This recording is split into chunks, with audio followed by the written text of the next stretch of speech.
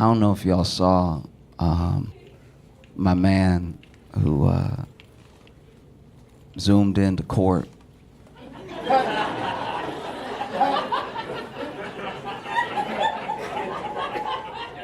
All right, in case you didn't see it, basically, because of the pandemic, ever since the pandemic, court, like as in the American justice system, has started to let people zoom into some of their cases depending on what it is, which is very progressive. That's wild to let somebody zoom into court and go ahead and give me a head start if I'm found guilty.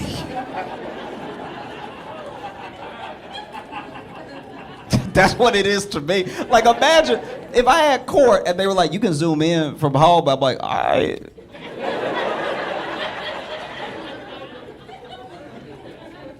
A couple days later, they're like, Mr. Johnson, we find you guilty. You know, please report to. I'd be like, oh, yeah, I'll be right there.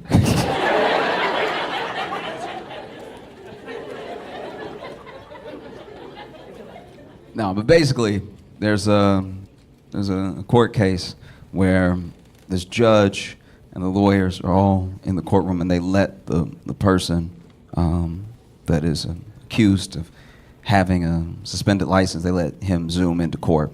And so everybody's there except for him, right? And then he turns his mic and his camera on, and he is driving, all right?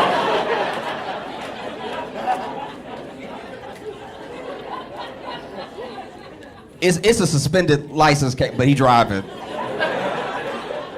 Suspended license, but he's. And not only is he driving, by the way, he really cutting the wheel when he turns.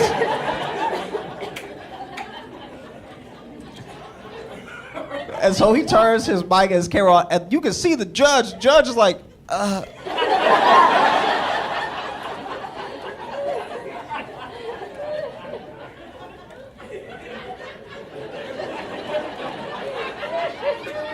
And even the judge is like, it's a suspended license case, right?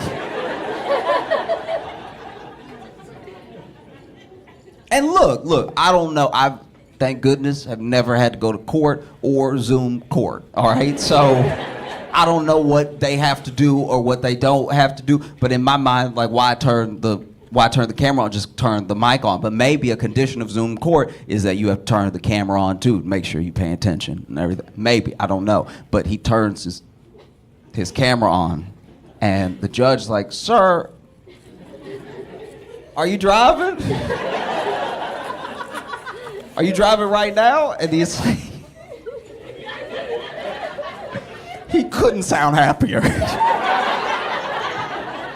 My man is like, yes, Your Honor, I'm pulling up right now, right? And I want to be clear, he's not pulling up to court. He's pulling up to the doctor's office, right? Because, you can sometimes run some errands while you're doing Zoom court, because you don't have to be there. Once again, this is very progressive. This is like real step forward. This is mind blowing. I wonder who else they let zoom into court. Like, that'd be funny if they let the bailiff zoom in too. Like, the bailiff at home, but he like, stop it.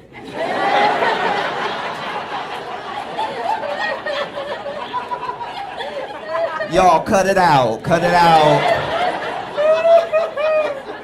Don't make me, I will mute everybody in here. I don't care. I'll shut it down. And so the judge is like, are you driving right now? He's like, yes, but I'm pulling up, I'm about to park right now. And then the judge looks at everybody and goes like, wow. It's hard to make a judge say wow. I've never tried it, but I've watched a lot of court on TV, and I can imagine wow isn't said often. I'm sure even the stenographer was sitting there like, and so then he pulls up, and the judge is like, it's a suspended license case, right? And then his lawyer is like, yes, Your Honor. And he's like, but he's driving right now. Like, he in the car, like, we can see him. I saw movement. behind him, which means the car was in motion. He wasn't just sitting in a car, which would still not be advisable to your suspended license case. But like, he wasn't sitting in a car, just movement. They were like, yes, Your Honor. And then he was like, oh, okay. And the judge's name in this case is Cedric Simpson, right? So the guy driving is black, the judge is black. This man is black. He had a black judge, and he had a black judge named Cedric Simpson. He had the blackest judge possible. You had the blackest judge in America. As a black man, and you are wasting all of it right now. This is Cedric Simpson. And the way my man was staring at the camera, and then he said, judge says, am I missing something here? Because I know the law. I know so much law, I'm a judge. And I don't know what's going on right now. And so then they were like, no, Your Honor, you're correct. You know, he's driving right now. And it's, you know, his lawyer just over here like, I've watched a lot of judging. I've watched Judge Judy. I've watched Judge Joe Brown, Judge Mathis, and never in the history of judging have I seen a black defendant with a black judge that just was looking at him. And you could tell that Cedric just wanted to be like, nigga.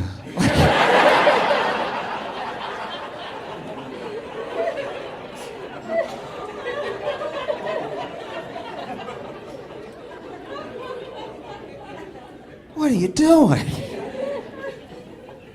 And so he's like, so he has a suspended license case, but he's driving right now. He's driving in front of us. It's on the record that he's driving. So, and then in this moment, you can see Corey is the guy that was driving, right? You could see him realize what's happening on camera. So now he making the face that the judge made, right? Like now he's like,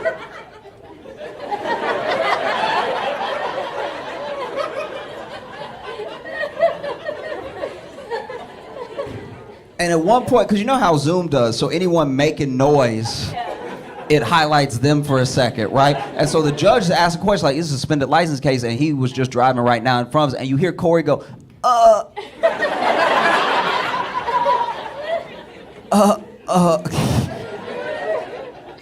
And then basically, the Honorable Cedric Simpson was like, I'm gonna need you to drive to jail.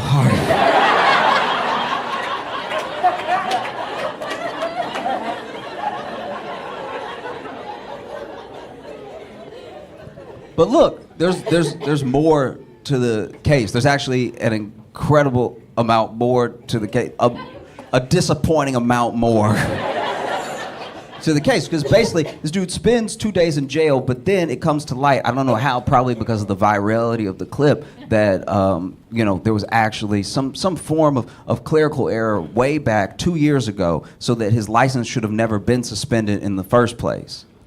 So then he thought he was allowed to drive, right? And so then people come out of the woodwork apologizing, being like, that's so unfair. And then also it was a highlight of local government and how sometimes the government can get things wrong. There's too many people talking to each other. There's too much involved. There's too much paperwork. There's too many wires that can get crossed and everything, because they were like, oh, all you had to do was get this office to speak to this office to reinstate his license, but apparently they never did that, right? So now there was almost like a backlash to the backlash, where people were like, we messed up, we were all laughing at this guy like, what an idiot. Turns out he thought he could drive and everything. So the internet did something it very rarely ever does, ever, for anyone, for any reason. And the internet almost collectively apologized to Corey, right? And it wasn't, obviously to the amount that everyone shared the clip and everyone laughed, but everyone had something to say. Everyone was like, this guy got done dirty and we didn't know enough information. And there was someone else who didn't know enough information, the Honorable Cedric Simpson. There was something about this whole thing that was not sitting right with him, right? And so when Corey showed up for court for this case, he tells Corey, he's like, I did some digging. I looked at the friend of the court office. I looked at, basically their DMV, looked at municipal offices, took it as far as he could take it following a paperwork trail, right? As much as possible. And he said, Mr. Harris, who's Corey, you've actually never had a license.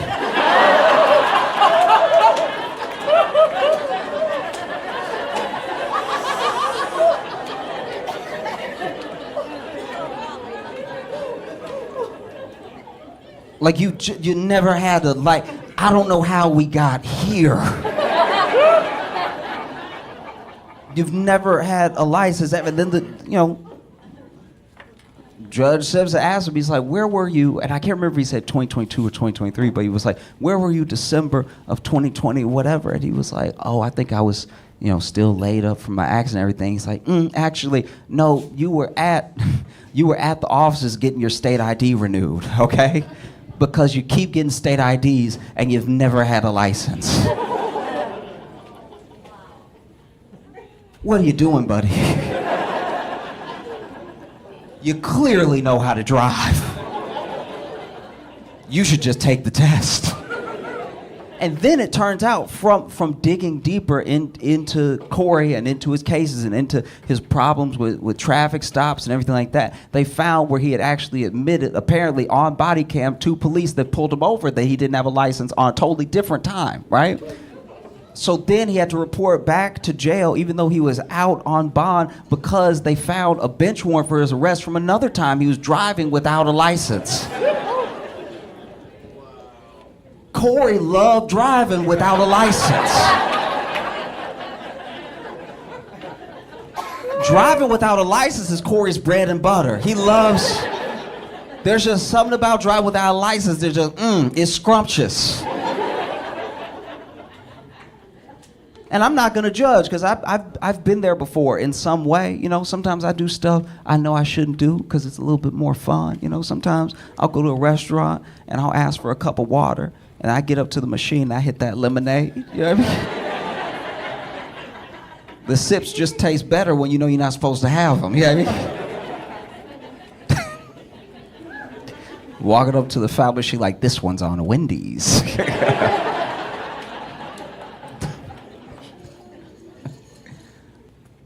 I got a newfound appreciation for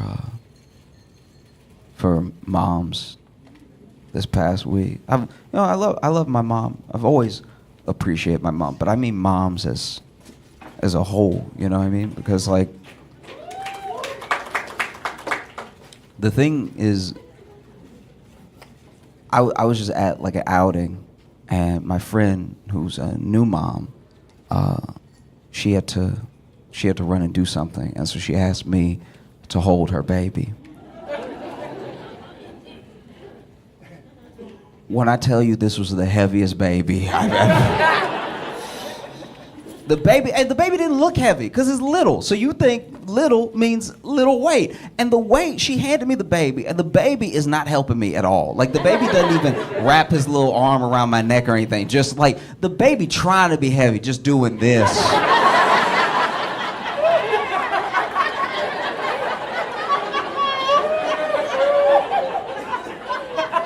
In my arms, I'm fighting to hold this, but I've got him under the armpits, fighting to hold him up, and I'm trying to do that thing because moms are really good at doing it. That little hike y'all do, you know what I'm talking about? The baby slipping a little, and you're talking to somebody, but the baby's on your hip, so you do a little hip, hip, hip, and then you catch. I'm trying to do one of those, but I don't know how to do it. And my whole focus the entire time is do not drop this baby. Do not drop this baby. Your life will be over. The baby's life will be, just do not drop this baby. And so I've got it like this, and I'm just holding it out, but it's slipping because it's trying to slip. It's just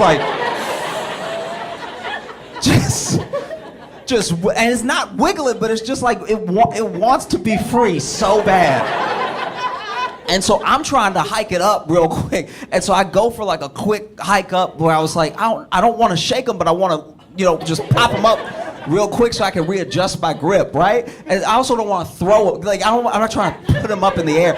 I'm just trying to get a little bit of distance between him and my hands so I can reposition my hands, right? And so then I try to hike him up, and right at the hike, the baby kicks me. So now he's out.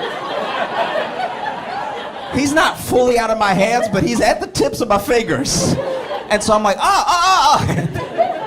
And now I'm holding him worse. Like now, like he's not upside down, but he's definitely not right side up. Like he's kind of sideways. And this baby is so heavy that my fingers are screaming. Like, I honestly, this is so embarrassing. I'm glad nobody was looking because I was so scared I was gonna drop this baby that I was like, let me just, and so I went ahead and just slowly.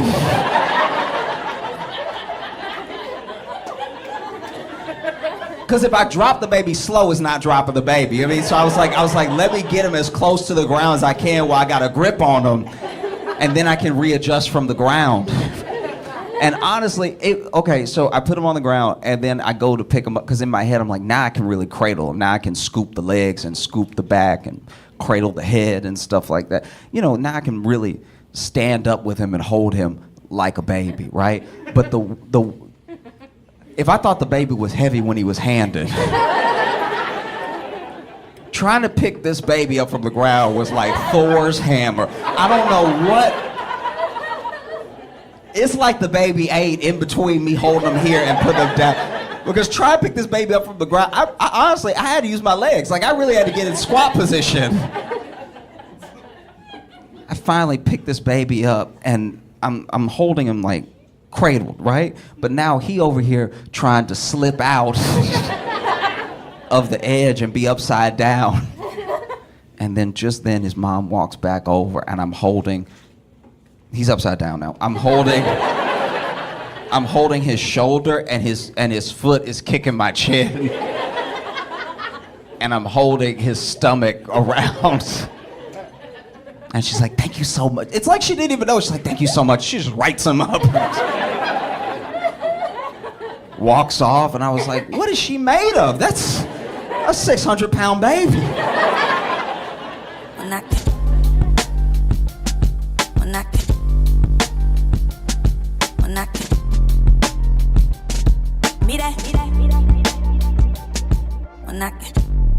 Give it up for Josh Johnson!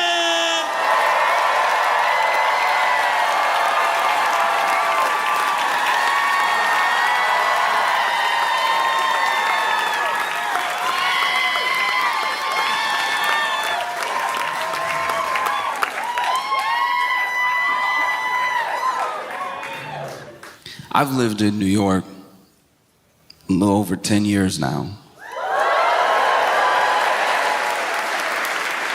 And it's been incredible, but a lot. It has. It truly, like when I first moved here, I didn't have an apartment ready. I used my job to transfer to move here, but then I needed a place to stay. And I had found an apartment with some friends, but the lease wasn't gonna start until long after I got here, so I had to sublet. And so I had to figure out a sublet in Chicago before I ever got here, which means I had to schedule and pay for a sublet on faith.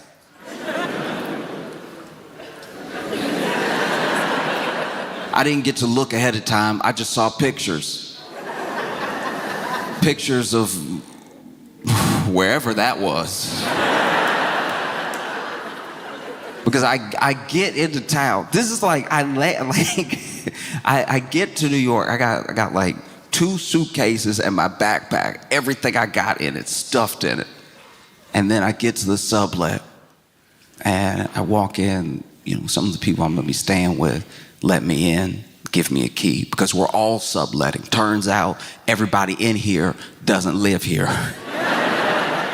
We're just an entire apartment full of subletters. And then they showed me to my room, and I walk through the kitchen, and I get ready to walk to the next room, and the guy showing me around is like, stop, that's my room. What? this is your room. And I was like, oh, that's interesting, because this is the hallway.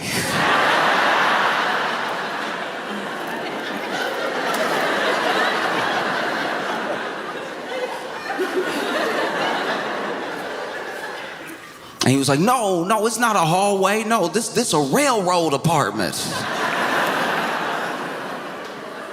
And I was like, sir, I'm from Louisiana. I'm from Louisiana. We have railroad houses. I understand the setup. And this is not a railroad apartment because it has quite a lot of corners.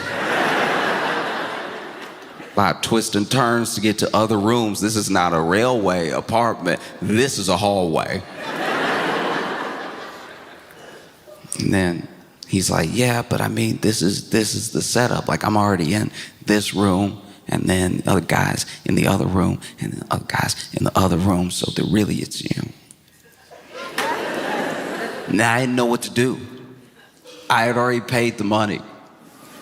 And I didn't have, because the person I paid the money to wasn't there. So then I'm like, it's either stay here or come up with a little bit of money to get like a hotel room or something. It just didn't make sense. So I was like, okay, I guess I live in the hallway. And so I set my stuff down, and they were like, oh yeah, I know that there was a bed in the picture.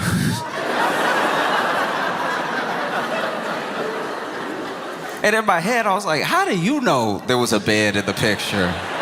I thought you were also subletting. It's like, I know there's a bed in the picture, but you could do what I did when I first moved to New York. You could go ahead, go to Target or something, get one of those air mattresses, and just keep returning it before the warranty is up.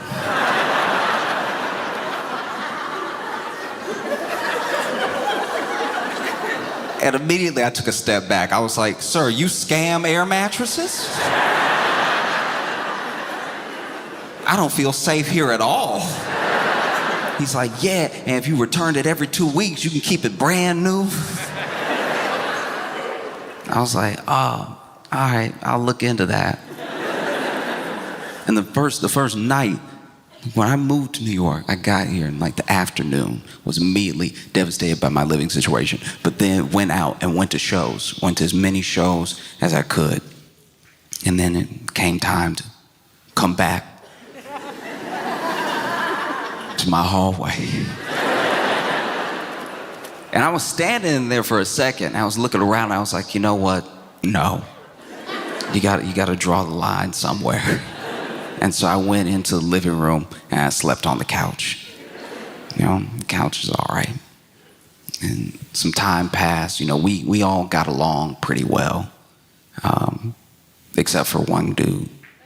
There was one dude that kept eating my food and trying to blame a dog that did not exist in this apartment.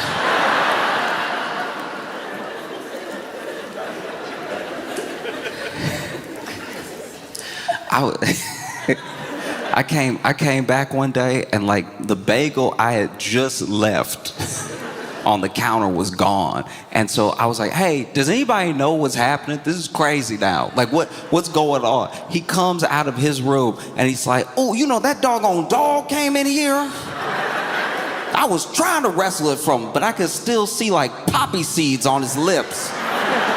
It's like, did you wrestle it with your mouth? And then after like 3 weeks, they tried to hold an intervention with me. Yeah, with me. The person not pretending there's a dog in the apartment. And this is the thing, this is what bothers me. Okay, obviously it sucks that, he stole some of my food and that he lied about it and everything. But then just to try to keep the lie up, he would make random dog noises in the apartment.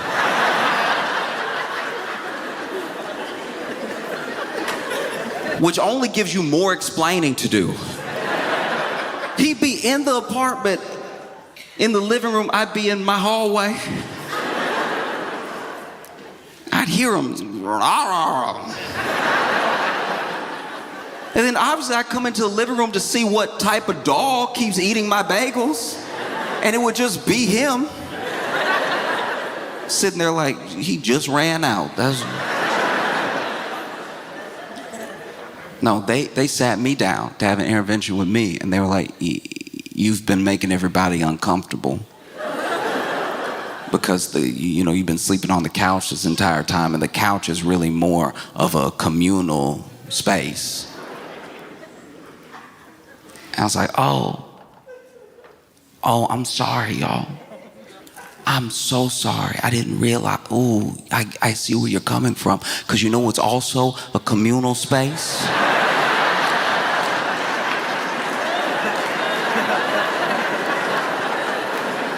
The hallway I live in.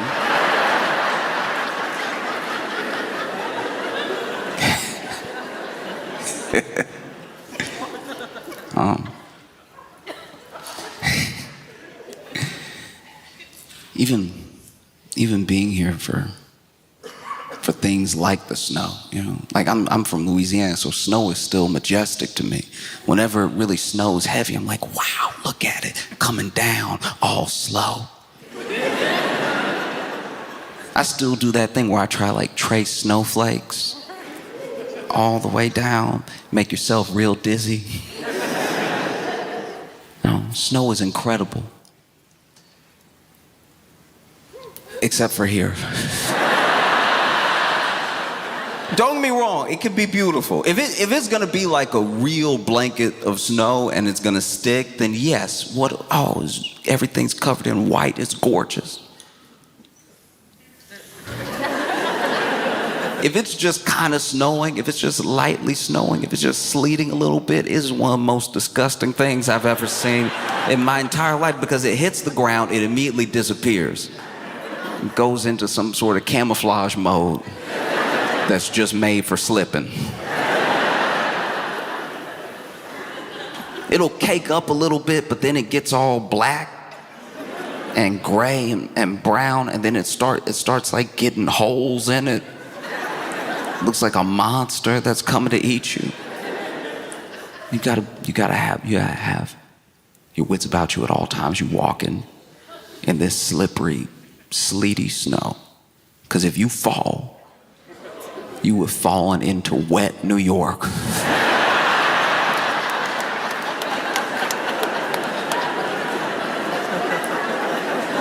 Nothing will make you want to die faster than having wet New York on your back.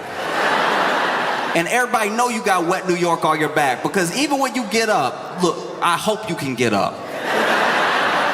I pray you can get up. Because once you fall, watching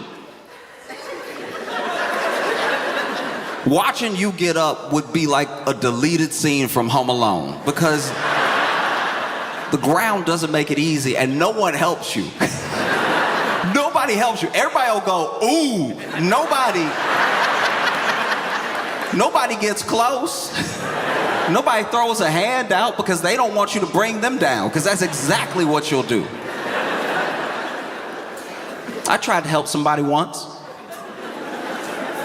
It was tiny. This tiny man. Taking these itty bitty steps. You knew he didn't want to fall, because you knew he might as well have been 200 feet in the air the way he was looking at this.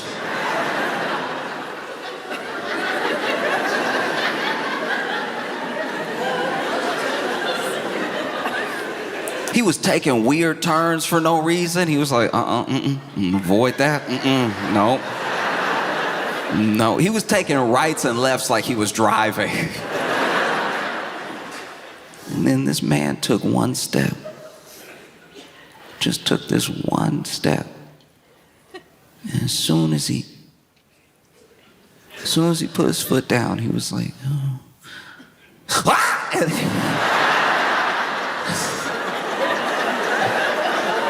The amount of backwards he flew was unfair for how light the step was. I'm not a physicist, but I imagine that if you're gonna slip like a Looney Tune, you should have been running. Like the way The fact that this man took such a small step and then he looked up in the clouds, facing the clouds, and then landed. And this man landed, and we didn't even go, ooh, we went, because we were sure he was gone.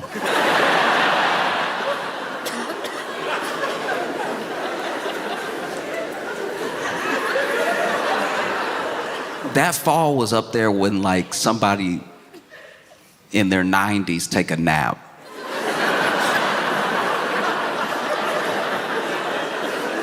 Because the way he was rested, we were like, because you land on your back, you need to gather yourself. You can't just get up right away. You gotta make sure your soul's still in your body. This man hit the ground, was just staring up at the sky. I was like pretty close to him, a couple other people were pretty close to him, and we were all looking over like,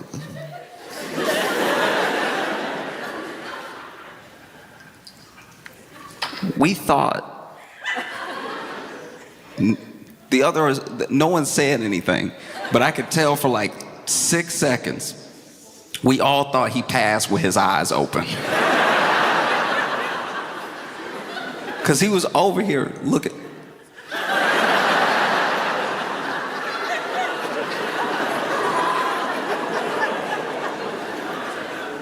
And then after a little while, this man blinked. And we were like, oh, thank goodness. I don't think my day could have handled a body.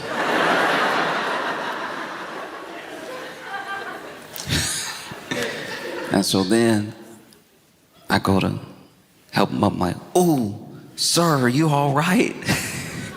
Are you okay? And he didn't say anything, he just kept blinking. Then finally, he like saw my hand, he stuck his hand up. And I don't even really feel like I had time. I didn't really have time to grab his hand. I feel like as soon as our fingertips touched, he was like, ha!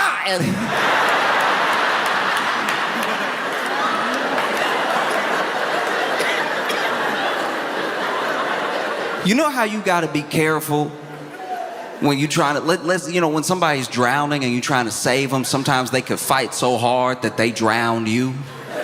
You know, they over here pushing you down, trying to stay above the water and everything. As soon as I touched this man's hand, he pulled me down in a way that wasn't pragmatic at all. Like, I didn't have my bearings, I didn't have my knees bent, ready to lift him up or anything. He just pulled as hard as he could, and for as little as he was very strong. He was very strong, and admittedly, I'm pretty light. And so as soon as he pulled me, I could feel the whole thing happen.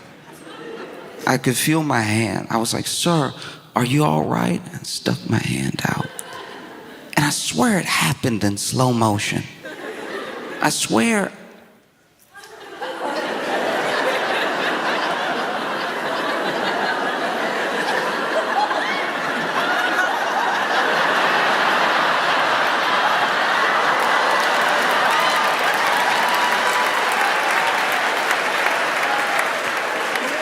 The way I tried to scream no before my face touched the ground. Face first. This man pulled me so hard, I hit the ground like I fell out of the sky. And now we both there, laying there, drowning. Everybody saw what happened to me, everybody else backed up. Everybody was like, ooh, ooh, ooh, ooh, ooh. And now I'm over here fighting to get up. I swear I know how to do push-ups.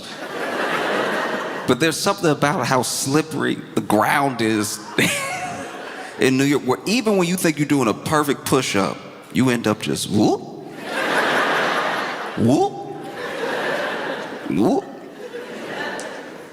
Finally, he and I, as a team, used each other to get up. It wasn't easy, and it took forever. I remember because we were both at least like, okay, if we get back to back, we should at least be able to sit up. I remember sitting on the ground and then turned to him like, you ready?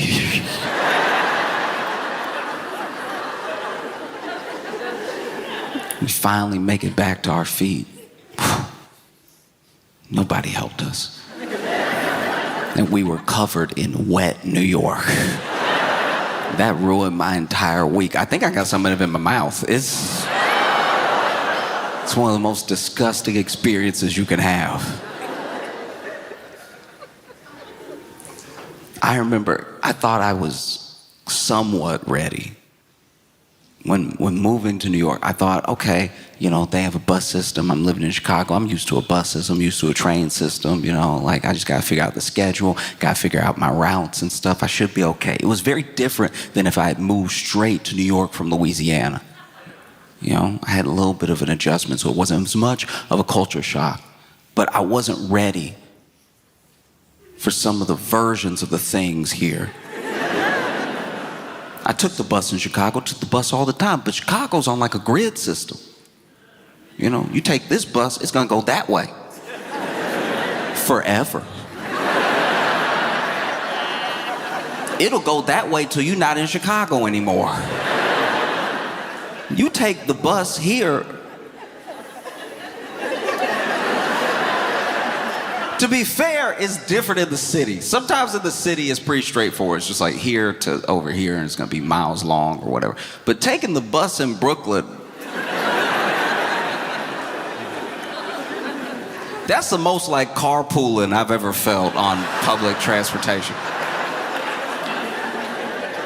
There was a couple buses I would take when I first moved here, when I was like getting my bearings and everything, and I got to know some of the people. You know, on my bus routes, I got to know some of the bus drivers. You know, I remember one who was training, and I could tell he was training because this wasn't the bus route.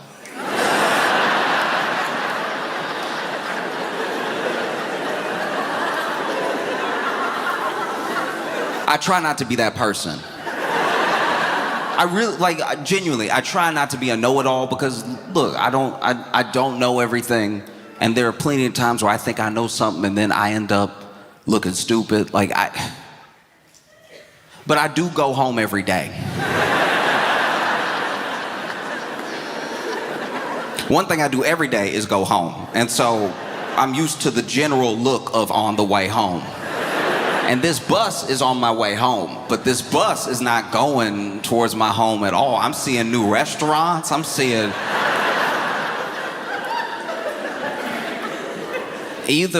I'm looking out the window and something is wrong. None of the familiar checkpoints, none of them. Also, people keep pulling and he not stopping.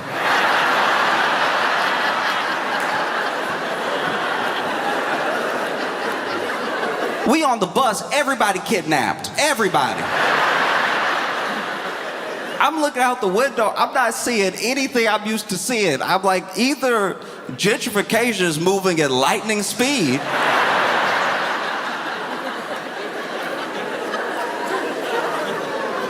or we are not on the route home.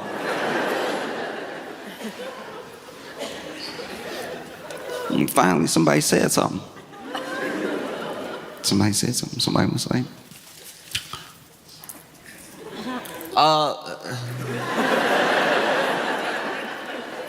because you never know, you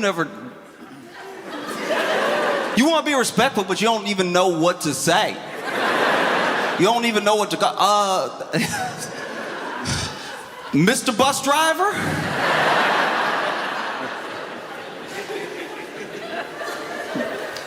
Mr. Bus Driver,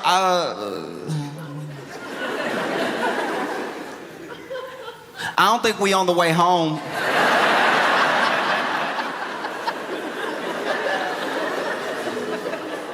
Didn't respond right away. Kept trying.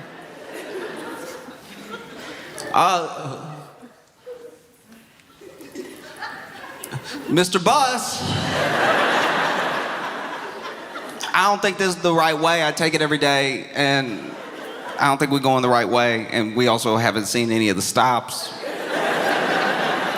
Because what I tell you, we are not seeing bus stops. We're not on a different route by accident. There's no way to get off.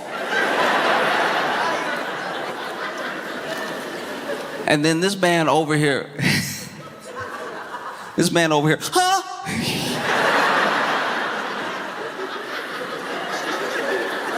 And I'll tell you one thing that genuinely makes me very angry. It actually really bothers me, is when somebody thinks that the only thing to do when they don't know what to do, the thing that shows strength, the manliest thing to do is just double down. That you could convince me against reality. Like, there's something manly about pretending not to be wrong even when you're wrong, you know? And I'm sitting here on the bus, and this man is over here, huh? You could hear from the panic in his voice, he knew.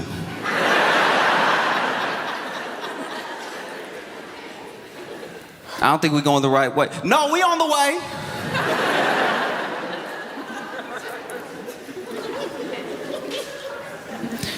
Well, just in case, maybe you'll let one of us put you back on the right way with some Google Maps. Imagine standing at the front of the bus.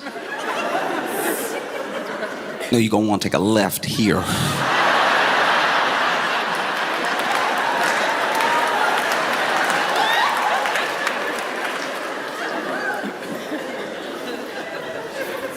I love taking the bus though, because I do enjoy bus drama.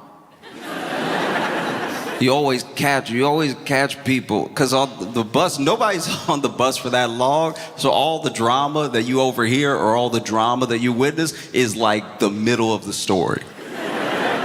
It's always like a small little pocket. I was taking the same bus for months and got to know one of the bus drivers, and there was this one day I get on the bus. 2 stops later, this woman gets on the bus, arm in arm with this man, walks right up to a bus driver, puts the Metro card in. This is back when they had Metro cards. Put the Metro card in, take it back, looks at him and goes, "Hello, Harold."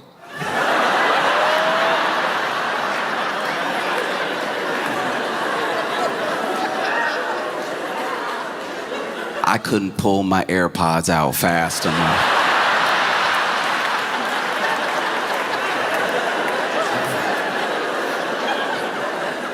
Because Harold looking shook. This is origin story stuff.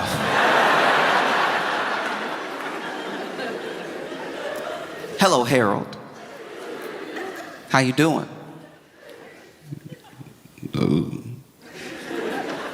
"I'm good."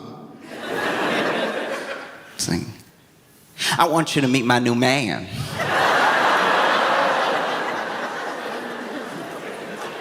His name's Ethan." And Ethan's standing there like he didn't know that this is why they took the bus. Like Ethan not trying to flex on Harold at all. He looked very confused. Like,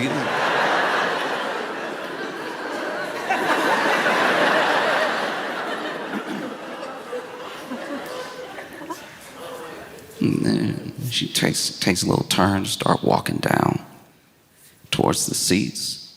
It's like, right after she says, "This is my new man, Ethan," she's like, "We're headed back to his place."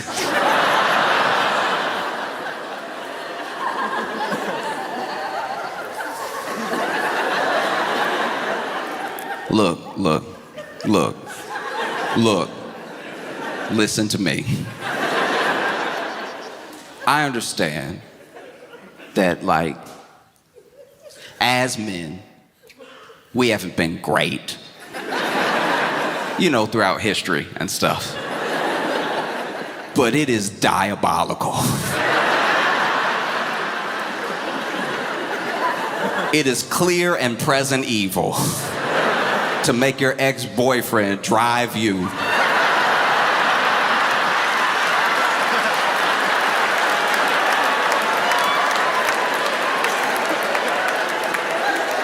to your new boyfriend's house. That's crazy. It all happened so fast. She got on the bus. Hello, Harold. This is Ethan. We're going back to his place. He's an engineer.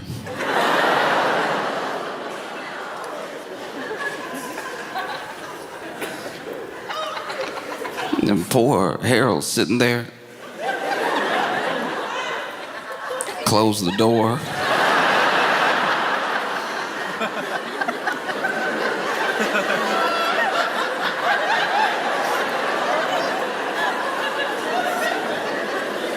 And you could tell he needed a second. He didn't hit the gas right away.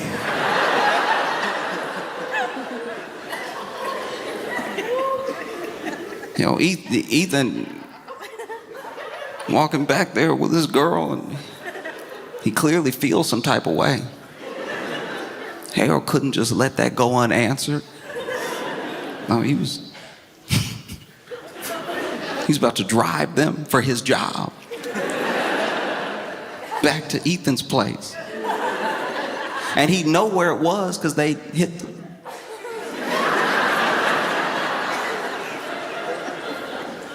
they pulled.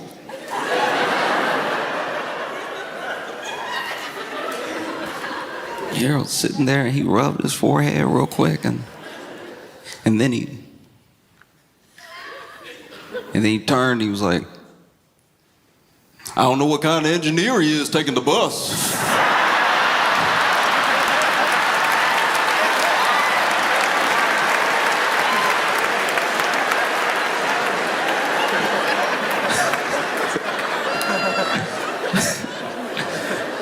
Ethan was standing there like, what did I do? I didn't.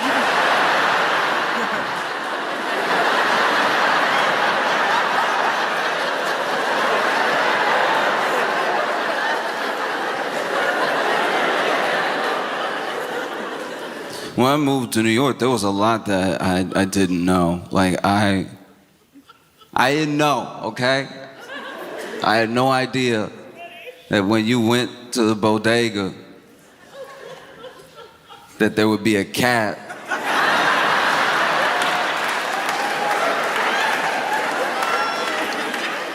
The first time I went to a Bodega and I saw the cat, it was just me, I'm just being honest with you. I walked in, I was like, okay, unprofessional.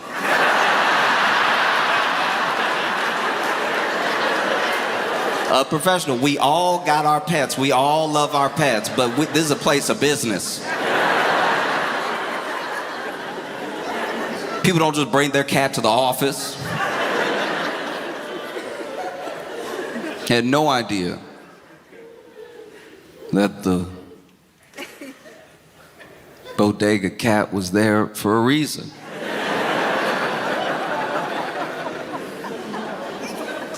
I had no idea Bodega cats were there for a reason until I walked into a bodega.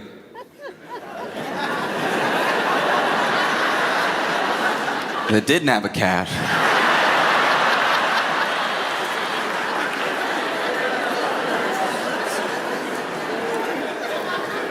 And I saw a rat. And I didn't just see a rat. I saw Mr. Rat.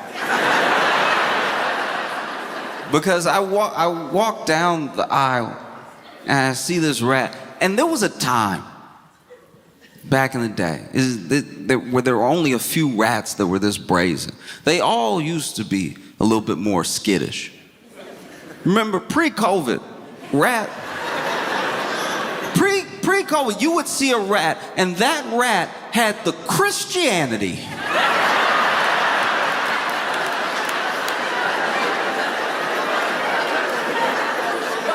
to run when it saw you see it. There used to be only a few brave rats, and now post-COVID, they're all pretty laid back. This was years ago when I moved here, but I saw this rat, and living in Chicago, even living in Louisiana, you expect when you see a mouse or a rat and you make your presence known, they're like, oh, gotta get out of here. No. I walked out, I see this rat sees me. This rat actually looked me up and down.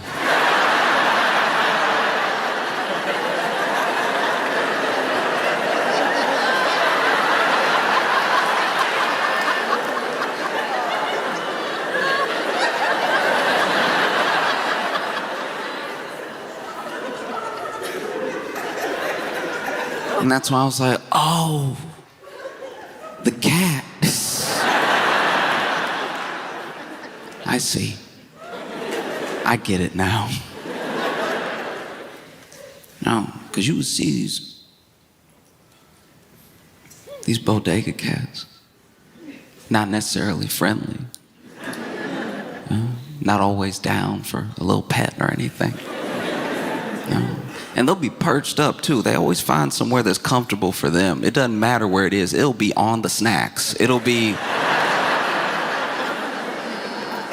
on the saltines you need, but that's where they'll be perched up somewhere.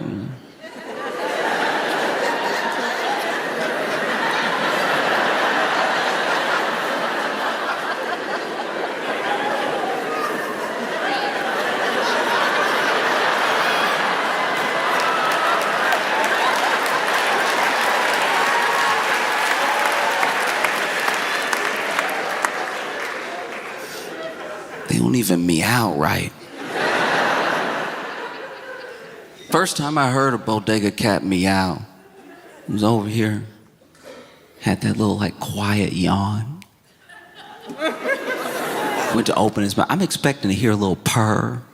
Something sweet, you know? So, you know what I mean? Something subtle. Not at all. This bodega cat was over here.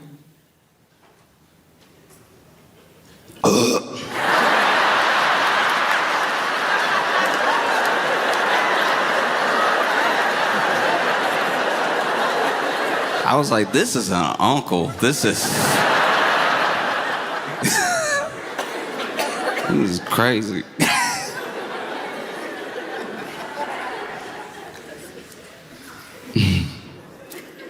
No, I saw this bodega cat out there, perched up. And I turned the corner, and I saw a mouse. And I was like, in the same place. The cat was here. Mouse was there. Cat wasn't moving.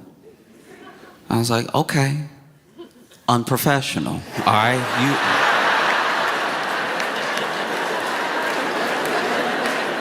You supposed to be at work right now. This.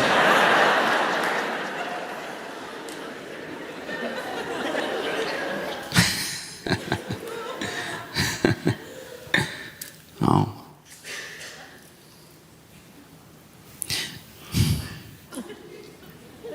Like, I get that they're there to serve a purpose, you know. The cat takes care of the rat.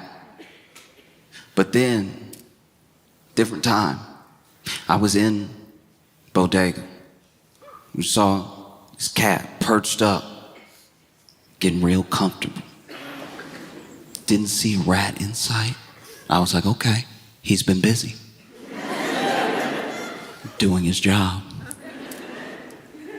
I'm getting my bagel. And then I hear this cat.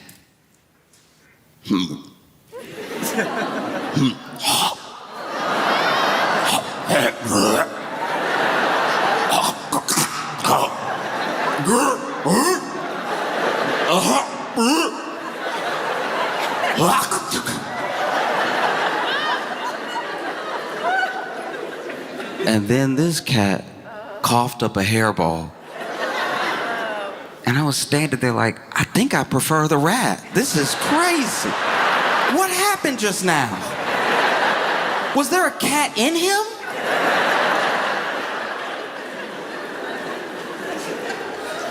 You know, sometimes one thing is a means to an end, but it's not the best thing either. It can still be pretty bad. Like when Trump grabbed Maduro, right?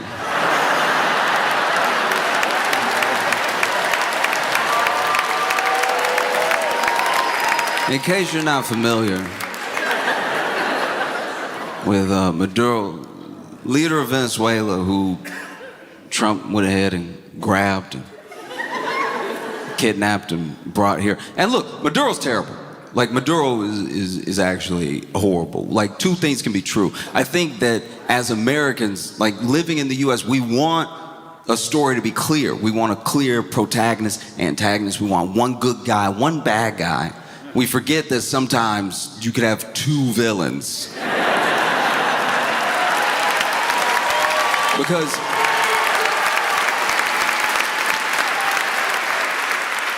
just because Maduro was bad doesn't mean you can't look at the way Trump would have grabbed him and go, ooh, not like that,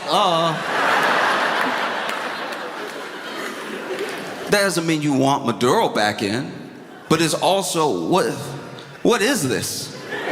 What have you done now? You know, Trump grabbed Maduro, and then he got that man in that federal detention center. He got him in the same federal detention center.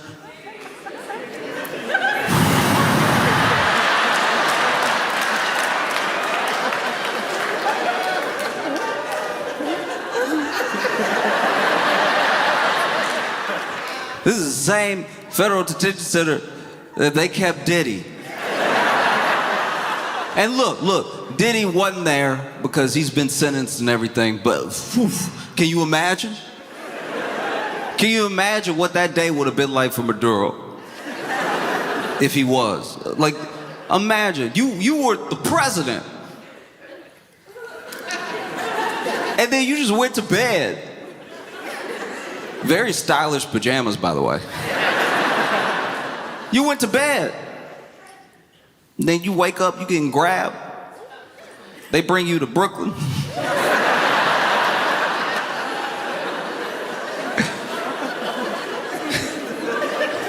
They bring you to Brooklyn. And imagine, I know it didn't happen this way, but pretend with me for a second. You get into this federal detention center and you see Diddy.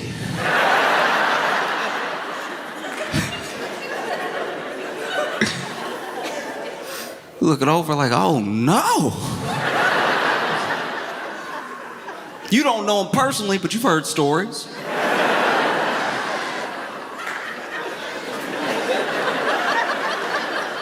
And now you sitting there in like gin pop or whatever. Maybe you just trying to have lunch.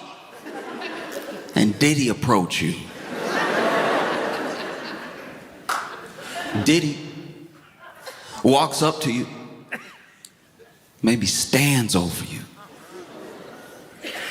leans down and goes, I heard you got oil.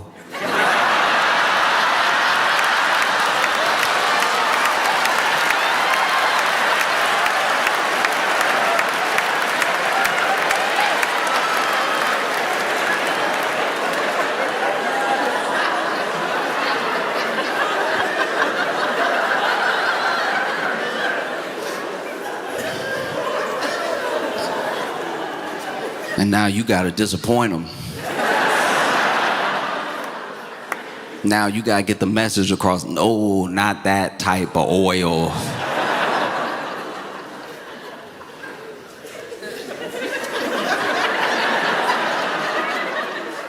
And Diddy says some heinous Diddy type stuff. He says something like, well, slippery, slippery.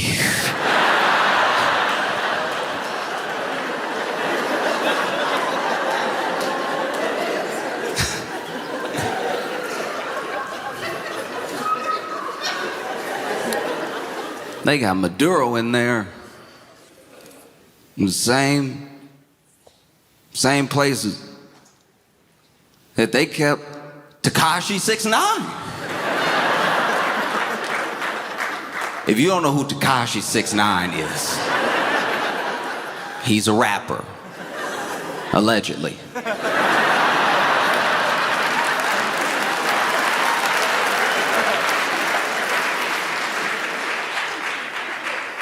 And he's known for his tattoos, more tattoos than body. Also known for his antics on the street, how he's always involved in some beef or some drama or something like that. He's also known for his colorful hair, these grills, just his whole aesthetic. It's very unique. It's one of the reasons he got so popular. There really is nobody doing things the way that he did them. It's why he was such a phenomenon. And you're Maduro. And you look over, you see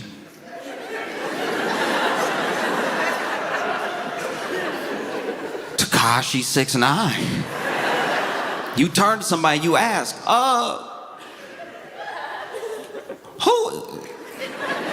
who is that? You're like, oh, well, that's Tekashi 6ix9ine. You're like, I feel like my English is pretty good. But I didn't understand anything you just said. You just said a word I've never heard with some numbers. Is he a robot?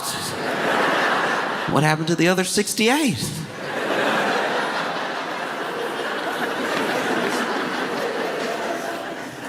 No, this is the same place that they kept Ghislaine Maxwell, R. Kelly, El Chapo.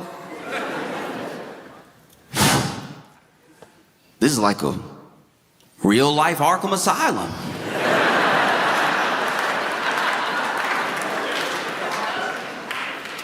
They got that man in there in the same place. They got Luigi Mangione.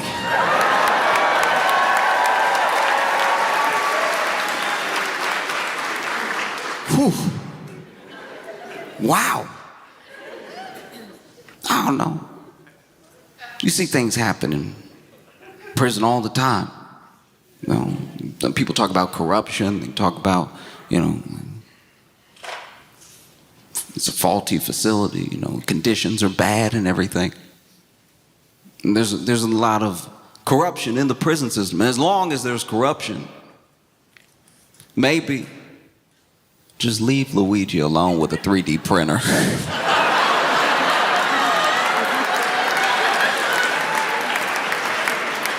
Let him go to work for a little while. Just see what happens. We'll just turn the cameras off, They did it for Epstein.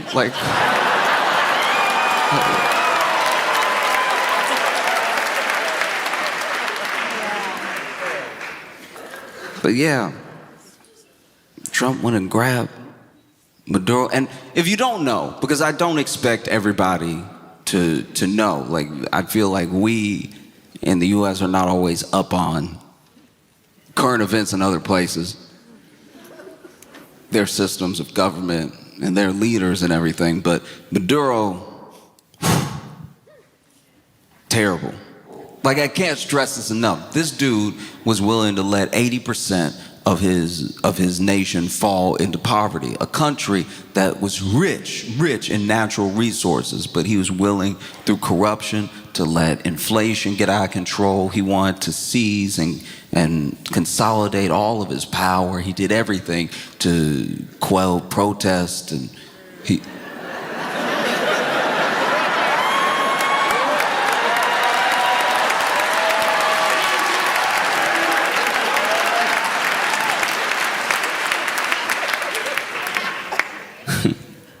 But yeah, that's the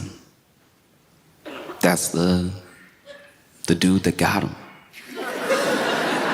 Went and grabbed Maduro. And when you ask questions about what's next, because this is the other thing. This is why it's a sort of fool's errand to defend every one of Donald Trump's actions, because you'll see these people, whether they're pundits, whether they're senators, whether they're whatever, sycophants, whatever, they come out and they give some almost noble or some at least logical reason for this crazy thing that has happened.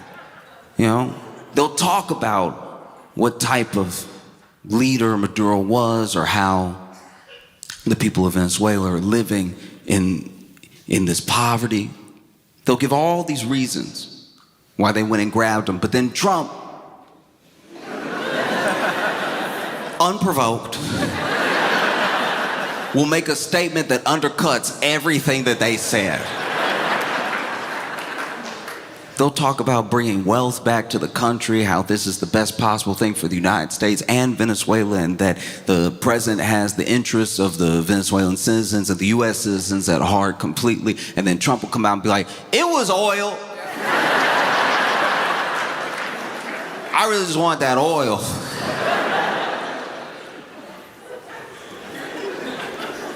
Even now with Greenland. What is happening? No one knows what's happening. They're sending troops over there to Greenland. Like, you have people in the EU being like, we're just gonna send some people over to Greenland just to make sure. Meanwhile, Trump's over here, I'll slap tariffs on anybody that disagrees with what I'm doing in Greenland, which is like, I don't know, like the world? Like, people in Greenland aren't happy. People in Greenland are protesting. You know how much you gotta mess up to be protested in a country that you're not even in? Like, you...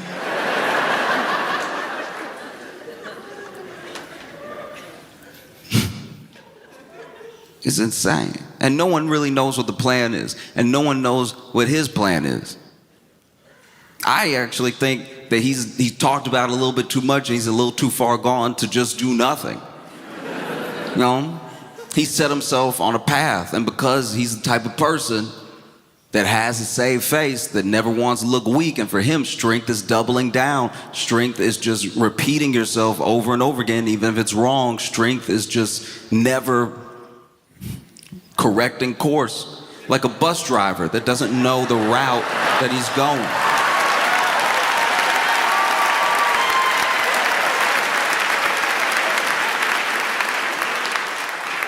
Oh, it's infuriating. It's infuriating because we're on the bus.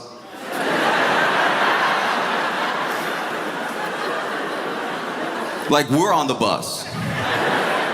And we're looking out the window like, I don't recognize where any of this is going. This doesn't seem good at all. Greenland, the place with 60,000 people in it, we're really going after them. And he's saying, we need Greenland for national security. All right.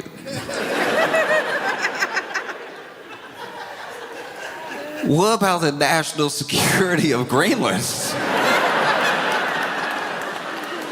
Do you know what I mean?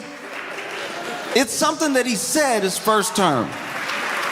His first term, he came out and he was like, I think we need Greenland. And we sort of let it go. We let it go because in his first term, he said a lot of things. You remember. It's almost too many to count.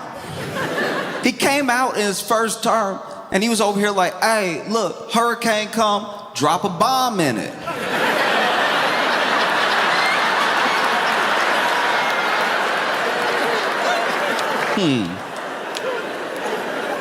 They don't know me, I'm DJT, all right? I'll drop a bomb in a hurricane, I don't care. Please, I wish a hurricane would. Please step to me, hurricane. Remember he had that chart. He had lots of charts, but there was one chart in particular he had of the path of a hurricane.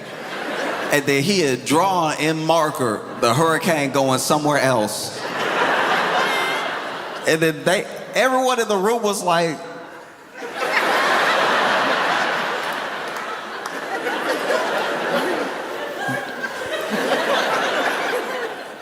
does he think he can control the hurricane? with the marker. He's like, everyone said it was gonna go this way. It went this way.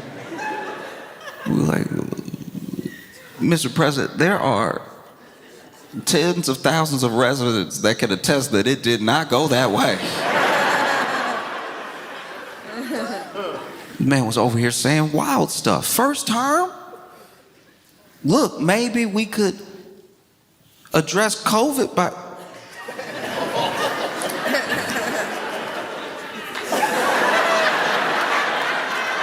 clean it from the inside, you know what I mean? Like, let's try something. Stood in front of doctors and then was like, why don't we try cleaning it? See, y'all not even thinking like I'm thinking. Y'all not even on the level. Y'all over here, ooh, science, science, science. Y'all over here worried about microscopes. Let's look, let's really get to it. Let's really... Trust me. Trust me. Look. Take a couple sips. You'd probably be right as rain, probably. I don't know. I'm throwing out ideas. You know what I mean? I'm trying to think proactively. You know, you got them over here talking blah, blah, blah, blah, blah all day. I'm over here trying to help people. And then he caught it. I remember the day he caught it too. I was like, oh. He old. Isn't this bad? He caught it that he's old. What's gonna happen? I don't know if y'all remember that time, the way that it was unfolded, but when they announced it, I remember getting the notification on my phone, like Trump got COVID. And I was like, oh, okay.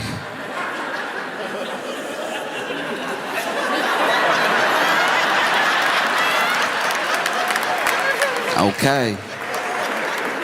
This is a time to listen to the science, Mr. President. I don't know if you're gonna live by your word, but the bleach right there.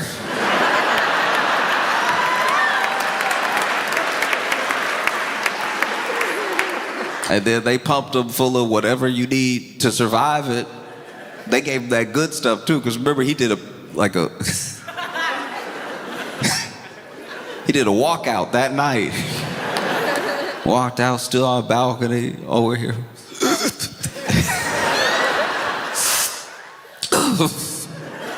Ripped his mask off, defiant, was standing there. So much happened first term. He looked at the sun.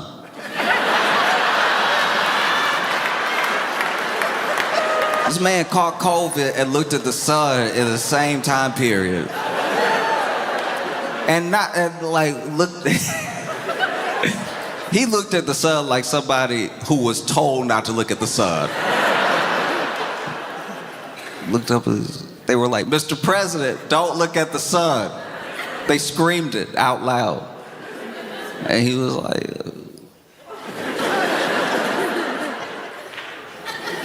tell him. No, so many wild things were said that first term. Non-stop. Felt like every day something was said. So yeah, of course, you miss Let's Take Greenland. That's like 3 p.m. on a random Wednesday. That doesn't stick out to you at all. I'm an adult now, and I'm one of the first generations of adults that got participation trophies. Like when we were kids, we were that first generation, like give everybody a trophy, build their confidence. But we were also the first generation that got attacked for getting participation trophies. But I didn't give myself the trophy. Do you know what I mean? Like I didn't say I need a trophy. You wouldn't believe how disappointed I was when I found out there was a trophy store.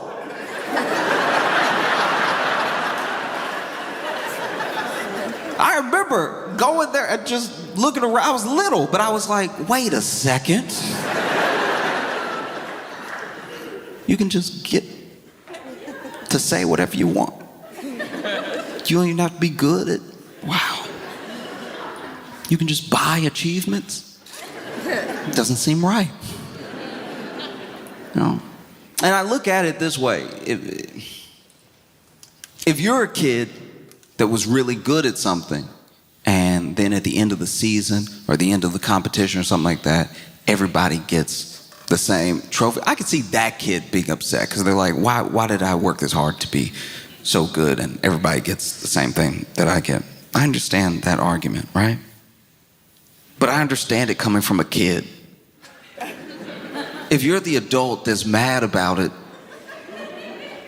but you don't even have like a kid that was competing, you just don't like the idea, you were never gonna get the trophy. That's weird to look at a kid you don't know and be like, they don't deserve it. Why do they get anything? It's like, oh no, that needs to be worked out in therapy. That's, oh jeez. Like when I was a little kid, I wanted to be an athlete. I wanted to be an incredible athlete, you know? Because all my heroes at the time were athletes. They were all people that could do what nobody else could do. They were people that had set themselves apart in their achievements, dedicating their lives to being so good at something that they did it better than it had ever been done before, and maybe in a way that it could never be done again. Nobody could knock people out like Mike Tyson. Nobody could make a game-winning, buzzer-beating shot like Jordan. I wanted to be an athlete too. And so I started on my journey. Played that good old European football, played some soccer, right? And quickly realized that that sport wasn't for me. Because that sport is 90% running. As a child with asthma, it was ridiculous for me to be out there every Saturday morning fighting for my life. I was furious. At one point, I was talking to the coach. I was like, I gotta run back and forth every time, like the ball never gonna come back this way.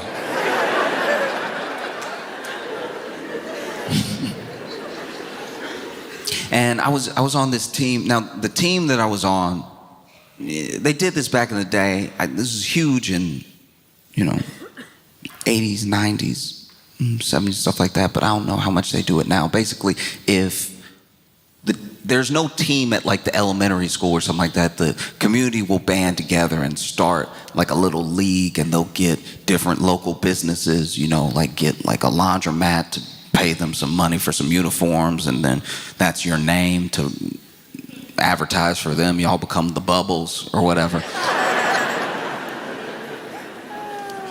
And then you end up playing other local kids and everything. And so it's just very important that I point out that I didn't make a team. I was on a team somebody made. There's a huge difference. And I think about this one particular year, because there was this one year I was on the team and there was a kid that was good and a kid that was great, right? And the kid that was good, he was good, he was all right. But what I really loved about being on the team with him was that his mom, whenever it was her turn, because every parent took a turn bringing the halftime and post-game snack. Whenever it was her turn, she would pick oranges from the orange tree that they had, slice them up, put them in a bag, bring them to us. They were some of the best oranges I had ever had. So I was always excited when it was her turn. And there was this one particular Saturday where it was not only her turn, but the same parent that brought the halftime and post-game snack led us in the pre-game prayer. This is the Deep South, so we're going to pray before everything, right? And so we're all in a circle with our heads bowed and everything. And it doesn't take me long to notice that his mom is actively praying against the other team. Like, we all standing there holding hands, heads bowed and everything, but then at one point she's like, and you're in control of all things, Lord, so if you want an ankle to roll, let it roll.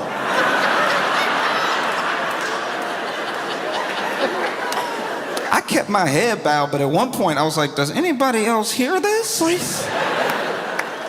I don't think that's how you're supposed to pray.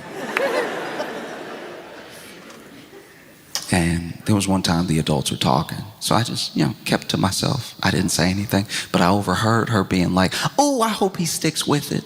I think he's good enough to get a full ride scholarship. And in my head, I was like, ooh, we're 8. He barely better than me, and I'm not good. You better start saving. Because it's very hard for an 8-year-old to show like any sort of like athletic prowess, especially in a game like soccer. Because the kids that score goals, all they really have is a basic sense of distance management. Like they know to kick the ball far enough that they haven't kicked it all the way away from them, but they're also not dribbling all slow.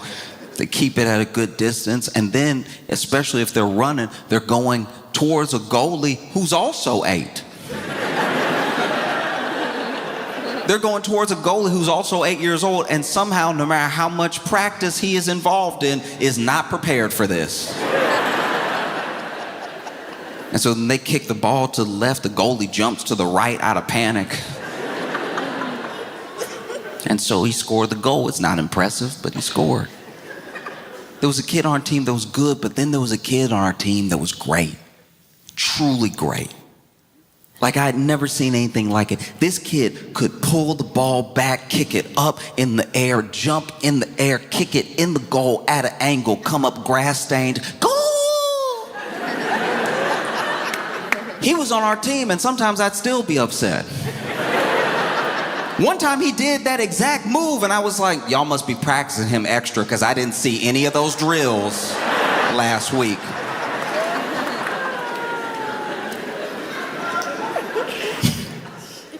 And there was this one weekend we had a tournament. Now a tournament, okay, no matter how much money the parents were willing to try to raise or pay to keep their kids involved in this thing, nobody was willing to pay to bus us around the tri-state area every weekend. So every tournament had to be done in a day.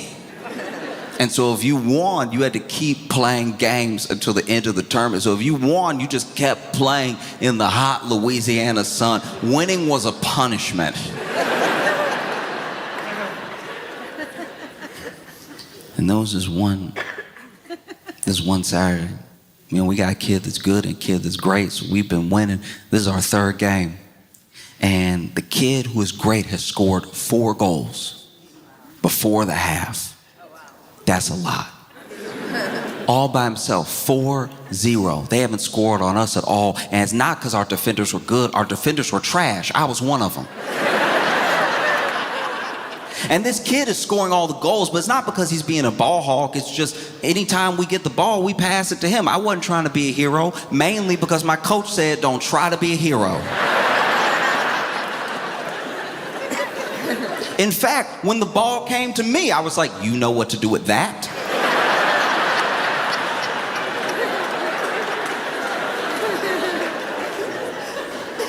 And so this kid is zooming down the pitch for his 5th goal. And the defenders on the other team are devastated. The goalie is embarrassed. And as he's coming towards him, one of the defenders sees him coming and just steps out of the way.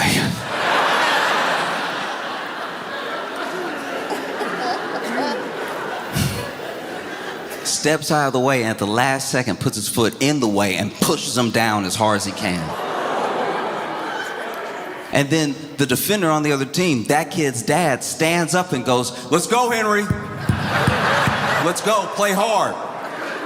Which was a huge mistake because now the dad on our team knows who to hit. So then he got up and started walking across the field through children like traffic. We still playing it. He over here locked in. And he walked up to this other dad. I can't hear what's being said because I'm a defender on the other side of the field, but I see them getting closer and closer. You can tell with the body language that they're both very tense. And then I hear some mumbling, then I hear some yelling, and then the dad from the other team hauls off and pushes our dad. Our dad falls back a little bit, shakes his head, and goes, bah! Right? Now, this is a team full of dirty players and dirty parents, because then parents from the other team tried to jump our dad. But then our dad was like, anybody can get it. Anybody, okay? He started kicking and punching and elbowing and kneeing and headbutting. A few people, I'm pretty sure, were trying to get out the way.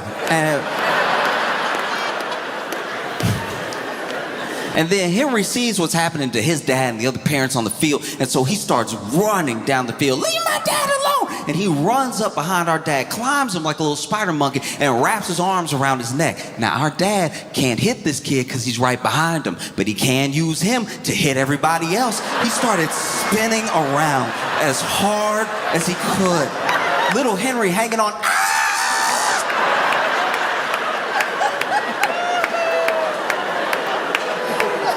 Grown men were catching cleats in the face.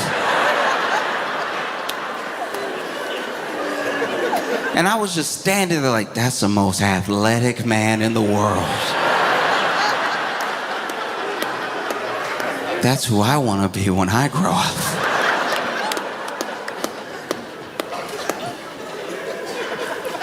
And so I can understand that, you get to the end of a season, and then we all get a trophy. We got one kid on our team that's good, one kid on our team that's great, and then I was looking at my trophy like, all right, y'all could have at least made them different sizes, because I was really just present. I'm not gonna lie to you. You think about that now as an adult, and there are some parts of the concept of a participation trophy that are wild to me, if I'm being honest. Like, who would have thought that the Nobel Peace Prize would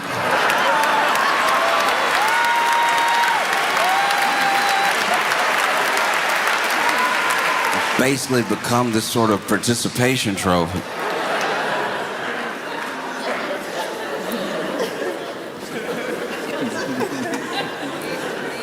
You see this woman handing over her Peace Prize to Trump.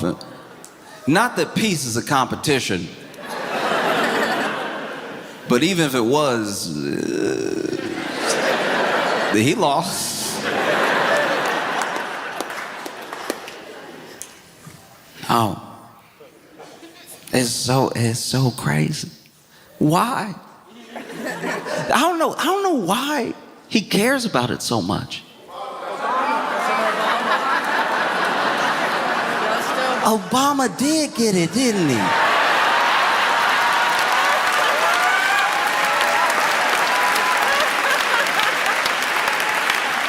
Obama did get it. That's true. Even holding it, it's like, you don't really believe that one's yours. There's no way. There's no way. I know his brain is soup, but there's no way that he actually believes it works like that. It doesn't even have your name on it. That's like letting your friend hold your diploma and then he thinks he's a lawyer all of a sudden. Like, that's crazy.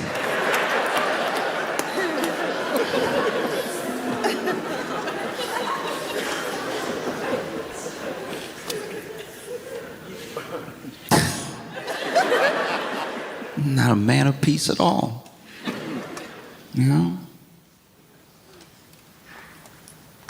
See what's going on in our own country.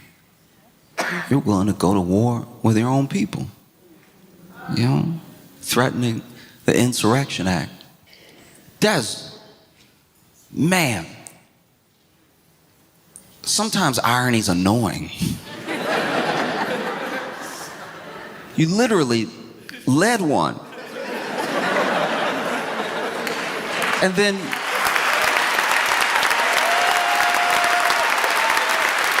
like, I can't stress this enough.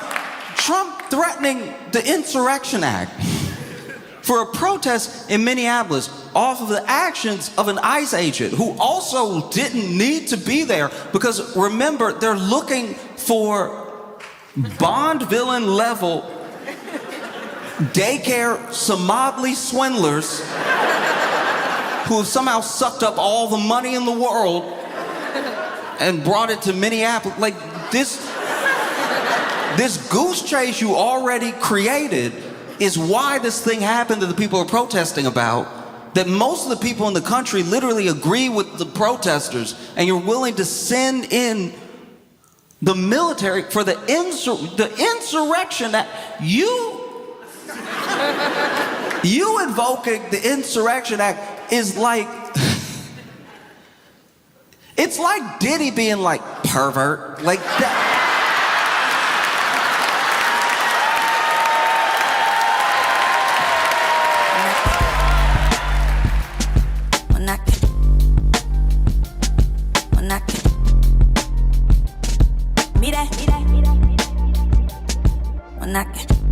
Y'all are in for a treat.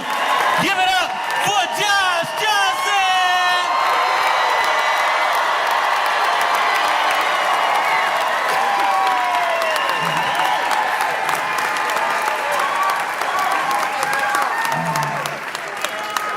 I don't expect everyone to know or care about what's happening in New York, you know?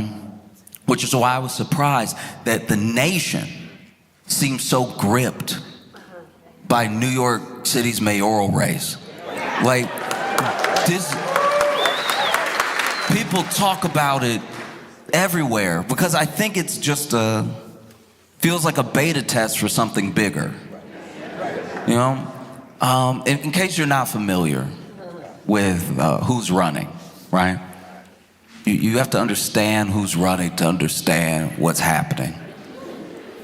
Eric Adams is the mayor of New York City. And Eric Adams, in case you don't know, is one of the worst people at corruption I've ever seen. Like, you know what I mean? Like, have a little mystery about you. Like, it's just, I feel like I could pay him off, you know what I mean? Like, it's just, like, one day when they make, like, his corruption is just, it's not enough. You know what I mean? If you're gonna be corrupt, go all in. He'd be having me feel bad for him. You know what I mean? You did all this corruption, that's all they gave you? You should have asked for more. It was very upsetting. If they ever revisit this chapter in New York mayoral history, everybody gonna be disappointed. Be like, flights? He went down for flights? Just tickets? You know what I mean? You had a dude in Illinois at least going down for gold bars.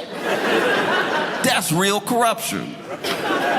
That's like cartoon corruption. You know what I mean? Like, he took it back to the 50s level corruption. Break me off some gold bars, I'll get you anything you want. That's mustache twiddling, tying women to railroads corruption. That's crazy. And you over here embarrassing us as New Yorkers. This is a very rich city, and you going down for a couple flights to Turkey. Turkey!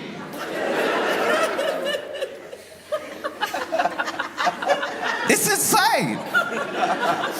But anyway, this dude got indicted. Indicted while in office, but because he has no shame, everybody was like, he gonna step down, right? Like, he got stepped down once he's indicted. That's too embarrassing to go to work indicted. The closest thing I can imagine to, like, okay, okay, this is bad, my bad. Look, so when I was a kid, when I was a kid, I mean, I was a little bit older, but my buddy's dad got in trouble, and he got a little time. He had to do like a year, right? But he did, one of the crimes. I still don't understand this. One of the crimes where you get to report to jail. Like you get to report to. That's always weird because whenever you watch Law and Order, they take you like jail start right after the. Like that's. Usually that's jail. You know what I mean? Like usually they take you out. I didn't do it. Right? But for some reason they told him he was guilty, but they let him, get his stuff in order and he could report to jail. And that weekend, his son, my friend, took the car without permission and came home a little later than curfew. And clearly, his kid may be like acting out of frustration about things that are going on with his dad, but he gets home and his dad's very upset with him, and he's like, "You didn't ask for permission for the car. You're supposed to be home by 10. I'm sorry, but you're grounded." And my buddy was like,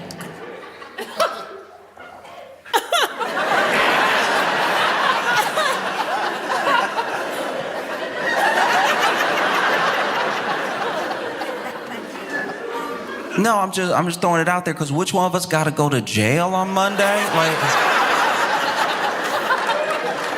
it sounds like you grounded. It sounds like you really the one in trouble here. And that's kind of what it felt like with Adams. He's like, still trying to be a mayor, talk about crime and stuff.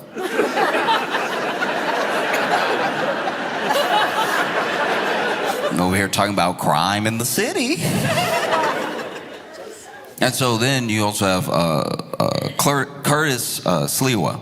And Curtis Sliwa is the Republican running. And he's an interesting dude. He is. He was like the head of the Guardian Angels. If you don't know what the Guardian Angels are, they're basically these people who hang out on the subway. You know the movie The Warriors? All right, it's like that, but if one of the gangs wanted to be the police. Like, all they really do is just fight black and brown people that they think are doing a crime, and sometimes lose the fight very badly because they are getting older. And Curtis Sliwa, like, I guess I could slightly see how someone like him ends up like him, because he does have a story of violence against him for every story you bring up about New York City. Like, you'll be like, "Hey, do you ever take the yellow cab?" He's like, "I was shot in the back of a yellow cab in 1986. And you're like, how has this much happened to you? But Curtis Lee was running as a Republican. And then you have Andrew Cuomo. Andrew Cuomo is a former governor. And now he is running for mayor because governor turned out so well.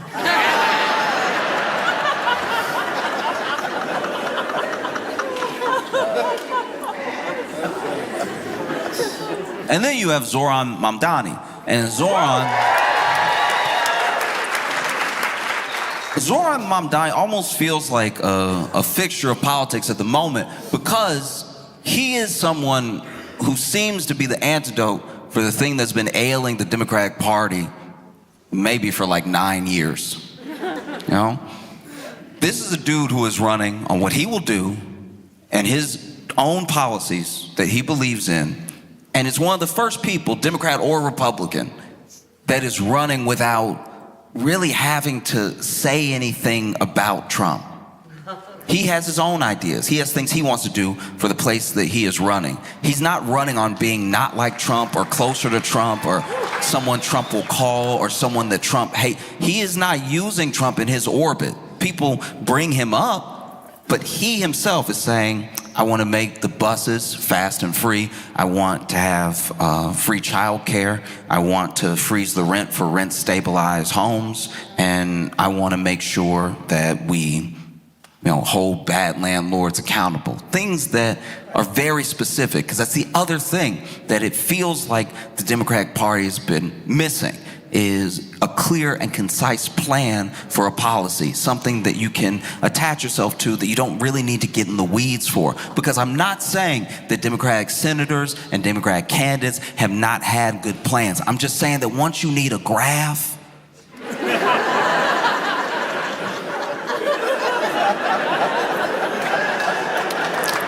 we are a country that doesn't like to read. It doesn't matter if it's a pie chart, it's still reading.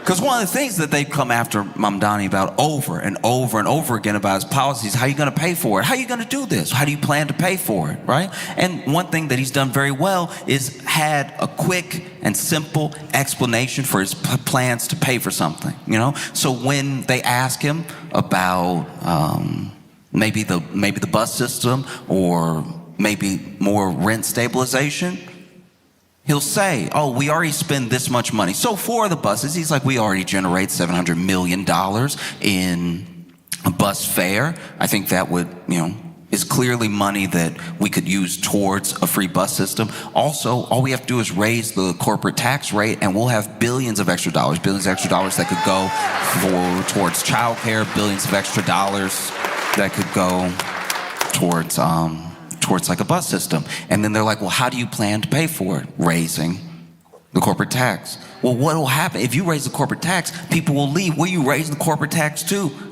And he'll be like, oh, I'm just raising it to the same as New Jersey. Like what they already do right there. Like they actually already do it over there. I guess you didn't know that, but it's already, I would just copy them. It wouldn't be higher than that. Like I would copy what they do over there. And I don't know, is everyone dead in New Jersey? I don't think so. I don't think everybody left. In fact, a lot of people moved there. So I think they'll be fine. But I don't think that Zoran is leading in the polls or is the Democratic candidate because of his clear and concise policy. I don't even think it's his youth. I don't even think it's because he's captured a moment. I think that he is the front runner because he, more so than anybody else, to a degree I've never seen before, is the number one. I'm telling you, the number one of all time, the number one Andrew Cuomo hater. He hates this dude. He hates this dude so much. He hates this man. He wake up and hate him. He wake up and he hate him with a smile too. You ever had somebody hate you with a smile? It makes you feel crazy. You're like, what you just said to me was foul, but you're smiling. Why are you smiling? No, he hates this dude. And look, don't get me wrong, they all hate him. Like every candidate hates Cuomo. Eric Adams hates Cuomo so much that even though he had zero chance of winning, even though he was actually campaigning, this man was like, look, I'm gonna do it better next time. And we're like, do you mean crime? Do you mean? Eric Adams, he's even, look, to his credit, he is stumping with Cuomo. He's over there side by side with Cuomo and everything, probably looking for a job because he's about to be out of one. You know what I mean? Like he is out there with Cuomo, but you can tell he hates this dude. Sliwa hates him. Curtis Sliwa hates Cuomo. He hates Cuomo so much that he was actually asked by a reporter, you're over here getting about 11% in the polls.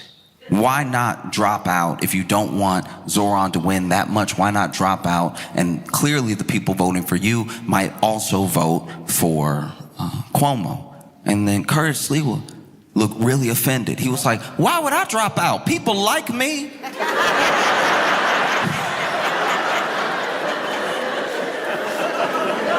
This man is running as a Republican in New York City, and he's still like, I'm not gonna drop out if it helps him.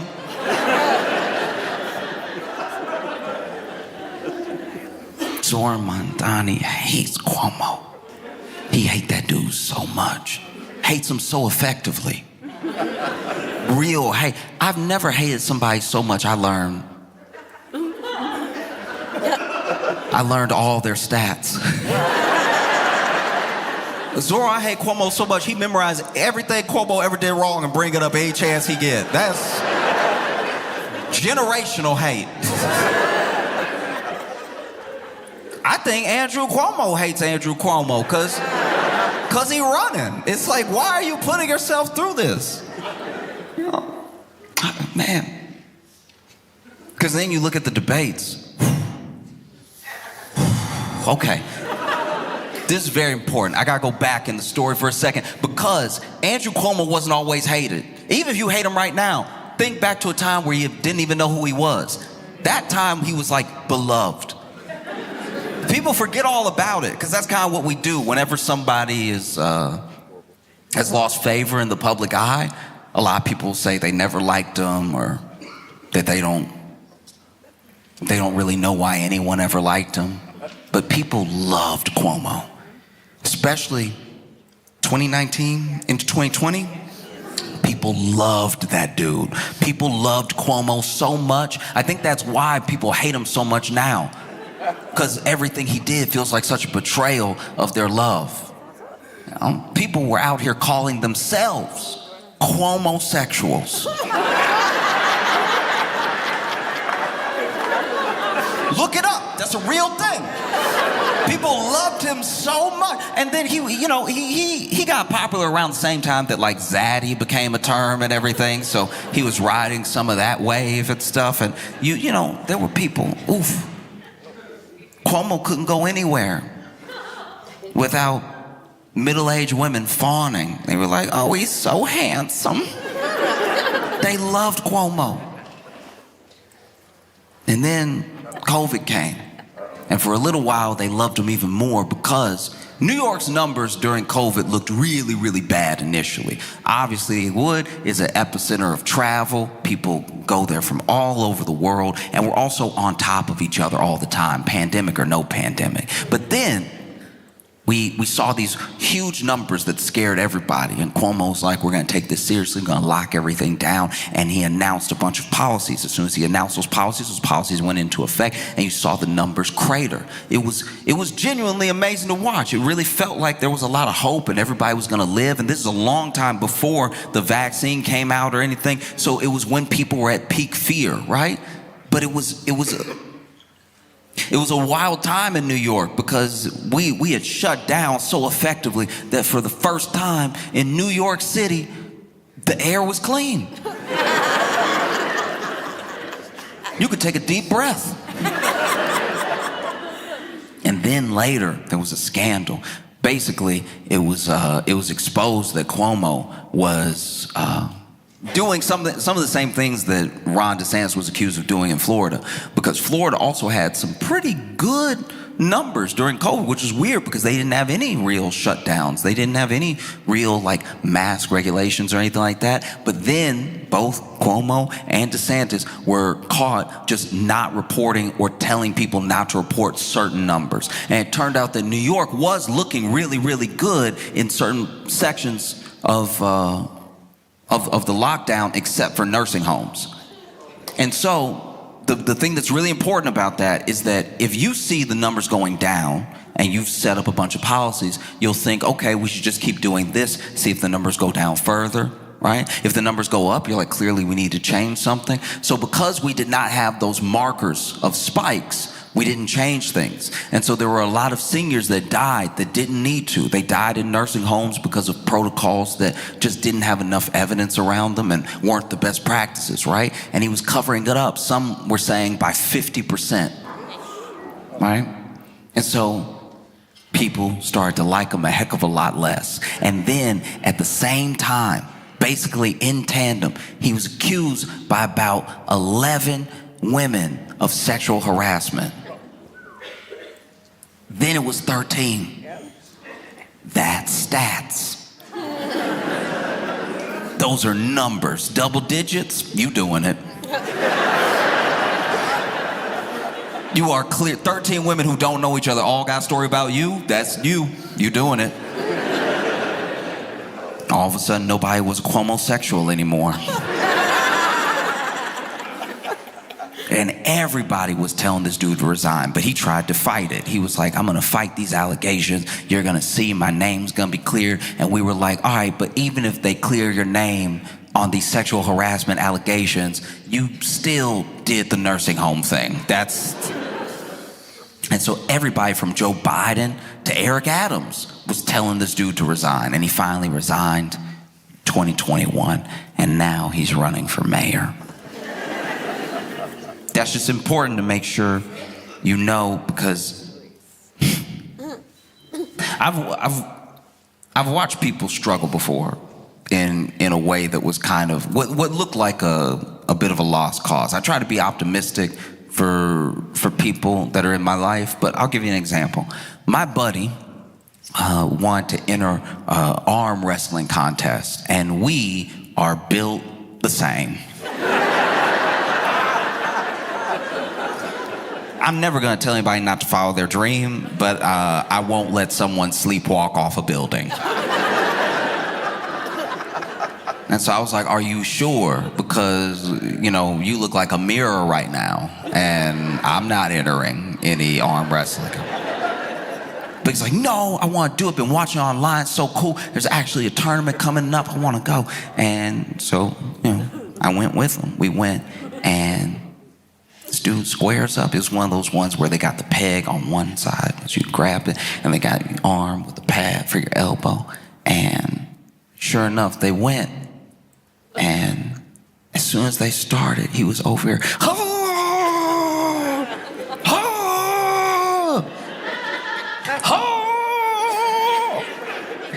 And I couldn't believe that this man was actually winning. He was like pushing the arm down, and then he won. I was surprised. Like when people got that farmer strength? You don't see any real definition of muscle. It's all smooth, but they're incredibly strong. I was like, maybe that's him. And then I watched him from round to round.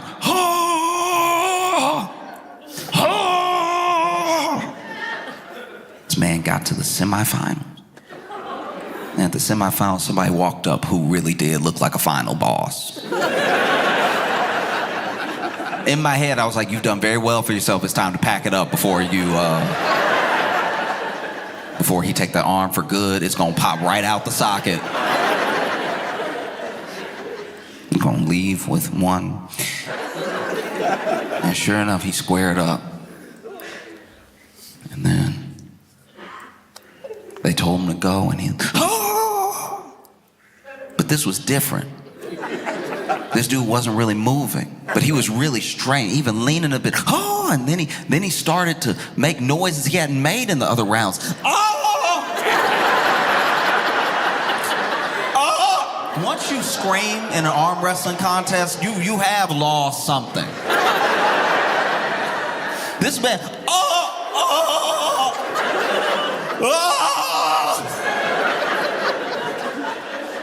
and he's straining, till finally he goes,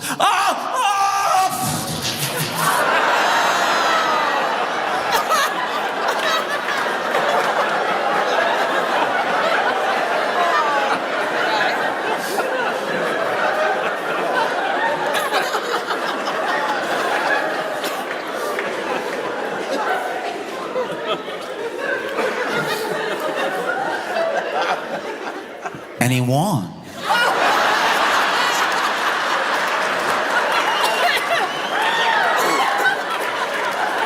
Now, to be fair, he won because the other guy went, and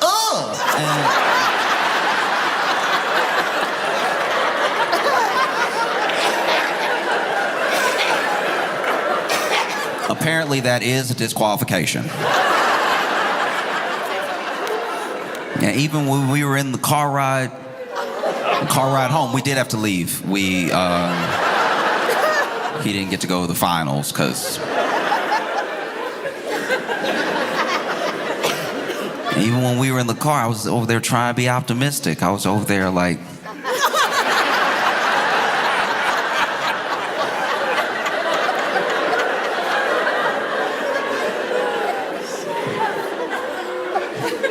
at least you won.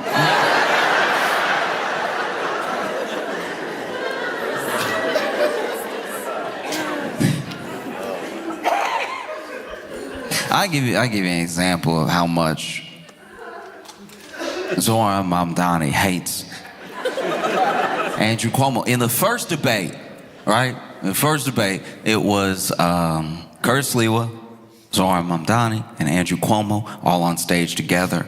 Really, the race is between these two, but every once in a while we throw Curtis a question. And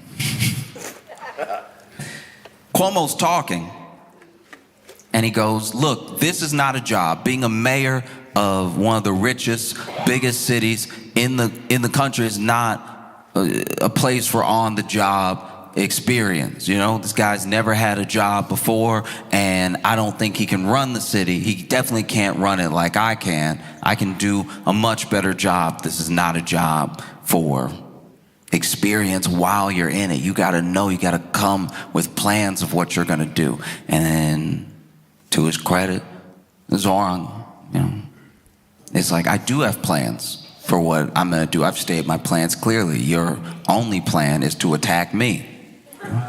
And Cuomo also came at him with a couple of things that are like talking points that a bunch of the candidates have used that they're not really clicking for me, but I don't know. Maybe I just don't have enough Islamophobia to have it register. But one of the things that Cuomo brings up is like, this man still, you know, won't denounce the phrase globalize the Antifada. All right, you know, he's over here lobbing accusations at me. He still won't denounce the phrase globalize the Antifada. What Andrew Cuomo is referring to, supposedly, is a time where someone else said it and Zoran didn't, I guess, tackle them. This isn't language that he used. It's not something he said. It's something that someone else said that I guess he didn't do enough about in Cuomo's eyes, right? Mamdani responded, well, look, you're talking about things that are from 2020. And since we're talking about things that are from 2020, I don't know why, you know, people would elect a mayor who sent so many seniors to their deaths in nursing homes. You know, what I lack in experience, I make up for in integrity. And for what you lack in integrity, you could never make up for in experience. And I've never watched any debate like a rap battle. I was sitting in front of the computer like, oh! Get him!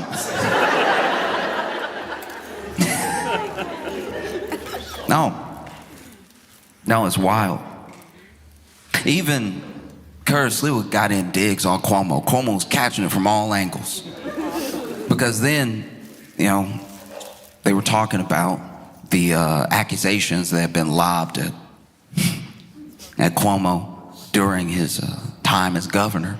And Curtis Lewa goes, really? You spent all that money defending yourself? Really? All 13 women are lying, Andrew? All 13 women? This man hates Cuomo so much, he is standing up for women as a Republican. This dude hates Cuomo with all his heart. Oh, this dude hates Cuomo so much. And then the second debate was even worse.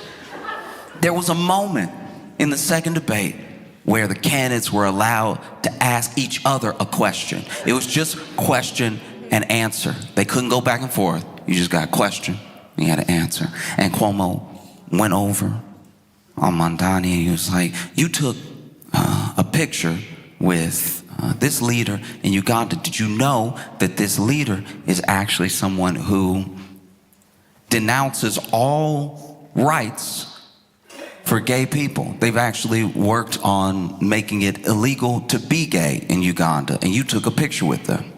And Zoran answered, listen, at the time, I did not know this person's policies. I took a picture with this person. If I had known, I would not have taken that picture, full stop, right?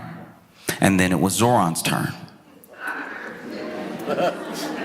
And Zoran asked, he was like, Mr. Cuomo, in 2021, you were credibly accused by 13 women of sexual harassment. And in that time, you spent $20 million of taxpayer funds to defend yourself from all of these women. And you've lobbed, lawsuits, and you've worked with judges for gag orders and everything. You filed defamation suits on all these women. You have actually tried to obtain gynecological medical records of some of these women.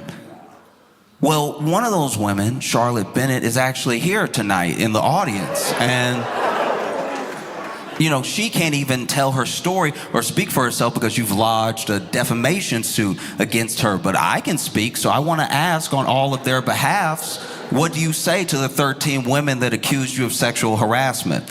And it's in that moment I realized I wasn't hating to my full potential as a person. You know what I mean? Like, I am a C-tier hater when it comes to this level of hate is unprecedented. I thought Kendrick hated Drake. This is truly wild. Because what can you do if you're Cuomo? I'll tell you what he did. He went,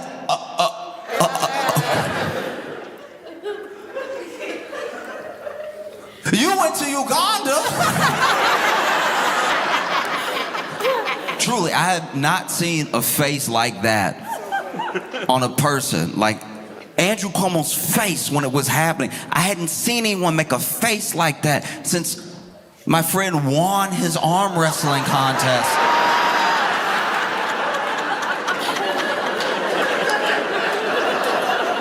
I feel like the same thing was happening to Cuomo that happened to my buddy.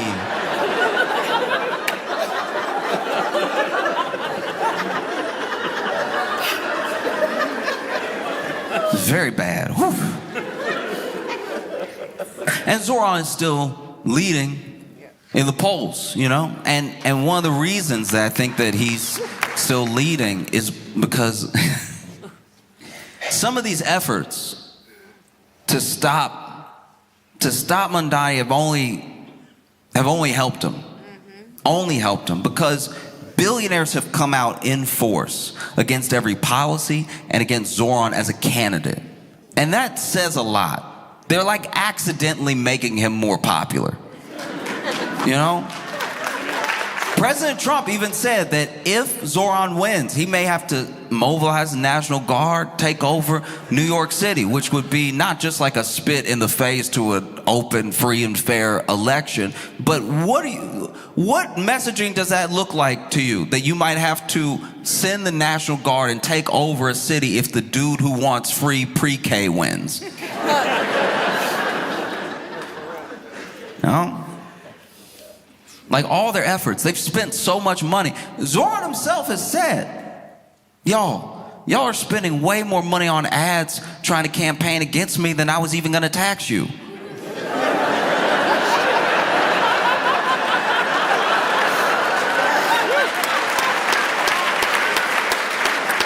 You don't want it that bad, and why don't you want it that bad? That's crazy. There's something happening here, and I think that's why it's got so much tension across the nation. I think that, America's very good at telling a story, and America is a salesman unto itself. It's like a salesman of a dream and of an idea, and people, one of the things that Trump and other people have said about Zoran is that he's a communist. He says he's a socialist, but he's a communist. And maybe that would have worked like 20 years ago.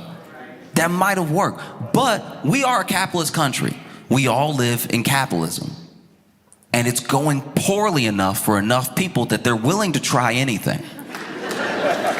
So calling someone a communist, this sort of Russia red, China red scare, it just doesn't hit the same when people are working jobs and still can't afford to feed their families. And then along comes someone with not just a lot of energy, but a lot of hope that says it doesn't have to be this way. Look at what they do over there. If we just did what they do over there, we'd be able to have more things for us, which is our money anyway. A lot of people have this misconception that the money that a corporation makes is all theirs and was all earned. But they got that money from how much they pay their workers, how much they actually provide for their consumers. And you see that when left up to their own devices, they skimp on, let's say it's just food, they skimp on ingredients, they skimp on workers, they skimp on. And then one day when they have $1 billion valuation, we look at them as if to tax them would be taking their $1 billion instead of just taking back what is owed to the people that made them great, you know? And so I think that what is so scary for people about Zoran that really don't like him is that he is a reminder to a lot of people that you are a citizen, you're not a consumer, you are a constituent, you're not a customer. Like the story that gets told now, especially by our politicians, is that if you ask for what is owed to you, what is actually yours, you're asking for a handout. But you already paid for these things and you pay them. So the idea that these people would all stand together in unison against this person who just wants to make the bus free should tell you something. And all of them stand together against him in the way that they are, with all the money they're throwing at him, and with all the fear-mongering that they're doing, it is having the opposite effect. Because now, to vote for him, even if you don't even like him, you get to stick it to a billionaire, people you already don't like. So what you've accidentally done is made voting for him like kind of cool as well. It would be like if you didn't want someone to date someone else, but the way that you lobbed things at them, the things that you said about them to try to discourage this person from dating this other person would be like if you sat them down and said, oh, you don't want to get with him. No, his penis too big. He's just...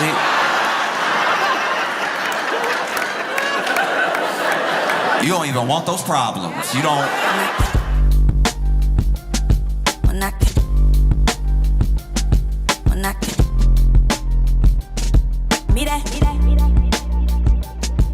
I